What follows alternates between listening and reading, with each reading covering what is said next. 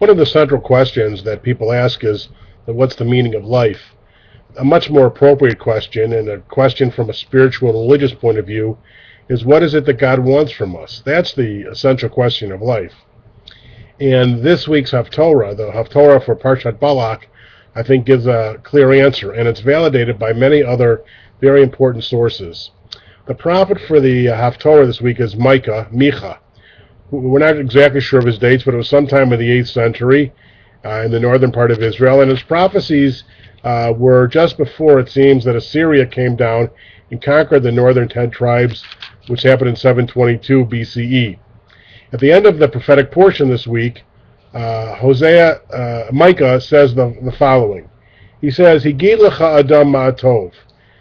Tell yourself what is good, ma'atov. Ma'adonai doresh mimcha. What does God doresh, seek from you? And his answer is, Ki masot mishpat. But to do mishpat, justice, ahavat chesed, to love chesed, v'atzneah lechet im Elohecha, and to walk with sneas, to walk humbly before God. So let me repeat that again. He says, what does God want from you? What is good in God's eyes? To do mishpat, justice, to love chesed, mercy, and to walk humbly with God. Now, earlier in the haftorah, he talks about Balak and Balaam, which links it to the Torah reading this week, and I want to tell you that story because it adds to the message here. Now remember that the first part of this line from Micah began with, Higid lecha adam ma tov, what is good? Which is one of the essential questions of philosophy. Well, in the story of Balak and Balaam in the book of Numbers, which is the prophetic portion in the week I'm reading this non-Jewish king Balak asks this non-Jewish prophet Balaam to curse the Israelites. Now, Balaam obviously wants to earn his salary, and the drama of the story is God putting all these impediments in his way, including a talking donkey, to try and get Balaam to stop, but Balaam doesn't want to incur the wrath of the king, and he wants to earn his salary, so he's obviously going to curse. But he gets on top of the mountain, and he looks down at the tents of Israel, and he sees something so compelling that he's forced by his inner soul to bless Israel instead of cursing Israel. And it's a long, beautiful blessing, but the essential line is a very important part of our liturgy. It's Matovu ohalecha Yaakov mishkanotecha Yisrael. How goodly are your tents, O Jacob, your dwelling places, O Israel.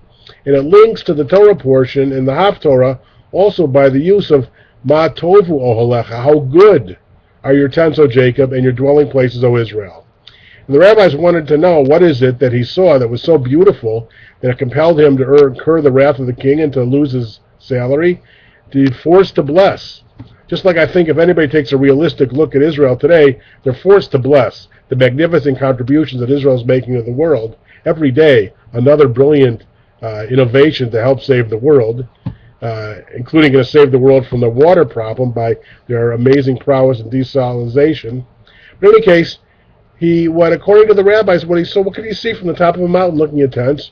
You can see the modest way and the beautiful, peaceful harmony that existed there in the homes of Israel.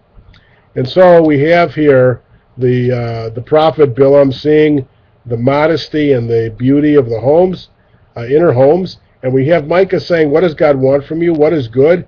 To do mishpat, to love chesed, and to walk humbly with God. Now, lest we think that that's an isolated case, I want to just give you two other sources that are very similar. The prophet Hosea, another great prophet of the Bible, and it's a very interesting book because he uses the analogy, the metaphor of Israel as a wanton wife who keeps running away and doing bad things, and he keeps bringing her back, just like God keeps bringing back Israel.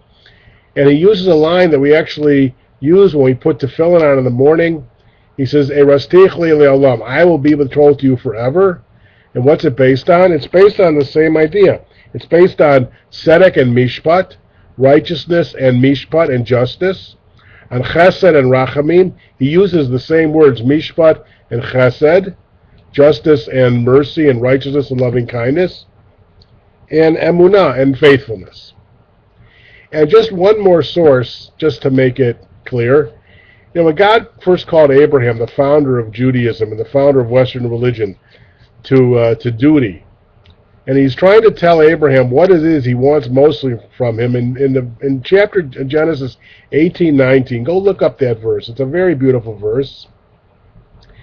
And he says, what I want from you is that your descendants will understand the importance to do tzedek and mishpat. Again, to do justice and righteousness.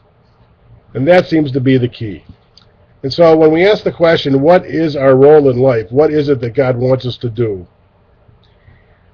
I think the answer is pretty clear.